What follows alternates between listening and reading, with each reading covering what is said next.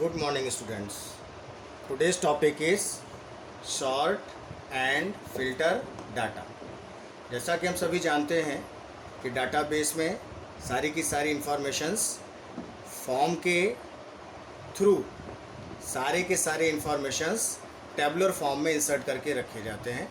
Tabular form में सारी की सारी इंफॉर्मेशंस स्टोर करके रखी जाती है और ज़रूरत पड़ने पर उसके रिकॉर्ड्स हम लोग प्राप्त करते हैं जब उसकी आवश्यकता पड़ती है, ज़रूरत पड़ती है, जिसमें various informations of any student और any subject we have to record and retrieve this. After this searching a particular criteria. किसी भी स्टूडेंट के बारे में अगर हमें जानकारी प्राप्त करनी है तो हम सर्चिंग के माध्यम से उसके बारे में सारे डिटेल्स प्राप्त कर लेते हैं और जो भी एक क्राइटेरिया, एक उद्देश्य लेकर के हम सर्च करने के लिए डालते हैं वो हम सर्च कर लेते हैं. इसके बाद उसी डाटा को हम सॉर्ट करते हैं. Sorting means data arrange into ascending और डिसेंडिंग ऑर्डर. माने उस डाटा को हम या तो असेंडिंग ऑर्डर में रखते हैं A to Z के फॉर्म में या डिसेंडिंग ऑर्डर में रखते हैं Z to A के फॉर्म में.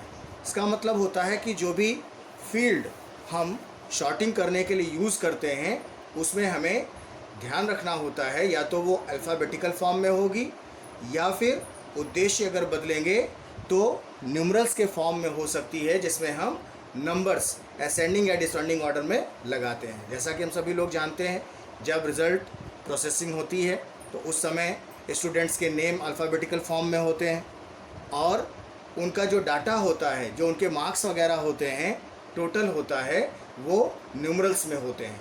तो जब हमें ज़रूरत पड़ती है कि हम न्यूमरल्स में या नंबर्स के अंदर उस डाटा को स्टोर करके रखें या उसे शॉर्ट करके रखें तो हम नंबर्स की तरफ से उसमें फ़िल्टरिंग लगा देते हैं, शॉर्टिंग लगा देते हैं और इसके बाद में उसी डाटा को जब रिज़ल्ट के रूप में शो करना होता है तो अल्फ़ाबेटिकल सीरीज़ में अरेंज कर लिया जाता है, असेंडिंग ऑर्डर में उसको रिलीज़ कर लेते हैं. नंबर्स डिसेंडिंग ऑर्डर में मीन्स टॉपर, जो ज़्यादा नंबर पाने वाला स्टूडेंट है सबसे ऊपर होगा तो नंबर्स डिसेंडिंग ऑर्डर में लगाएंगे. तो ये शॉर्टिंग का एक तरीका हो सकता है. दूसरा तरीका हो सकता है असेंडिंग ऑर्डर में लगाने का, जिसमें हम उनके नाम अल्फ़ाबेटिकल ऑर्डर में चाहते हैं तो ये असेंडिंग और डिसेंडिंग समझना चाहिए. इसके बाद कुछ ऐसे स्टूडेंट्स होते हैं जिनका डाटा हमें शो नहीं करना होता है. वो केसेस किसी भी प्रकार के हो सकते हैं. किसी बच्चे का एडमिशन का कोई प्रोसेस कंप्लीट नहीं हुआ है तो उसे शो नहीं करना है. किसी स्टूडेंट का फाइनल रिज़ल्ट के समय में अगर फ़ीस का मैटर आता है तो उसमें हम लोग उसे शॉर्ट कर देते हैं, उसका रिज़ल्ट शो नहीं करना है. तो फिल्टरिंग के माध्यम से only those records which you have to wish to display, हम वही डाटा इसमें शो करने की इजाज़त देते हैं जो हमें दिखाई पड़ना चाहिए, जो हम शो करना चाहते हैं. ये फ़िल्टरिंग फ़ीचर सबसे महत्वपूर्ण होता है क्योंकि इसमें शॉर्टिंग करने के बावजूद जिस डाटा को हम शो नहीं करना चाहते हैं वो शो नहीं होगा.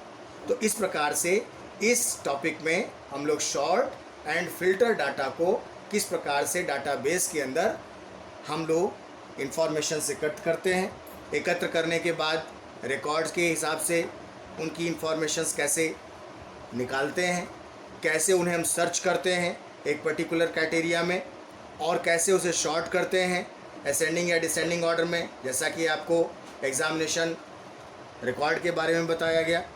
और फिल्टरिंग जिसमें स्पेशल केसेस जो रिकॉर्ड हमें शो नहीं करने हैं उनके बारे में बताया गया कि किस प्रकार से हम लोग शॉर्ट एंड फिल्टर डाटा का प्रयोग डाटाबेस में आसानी से कर सकते हैं. Thank you.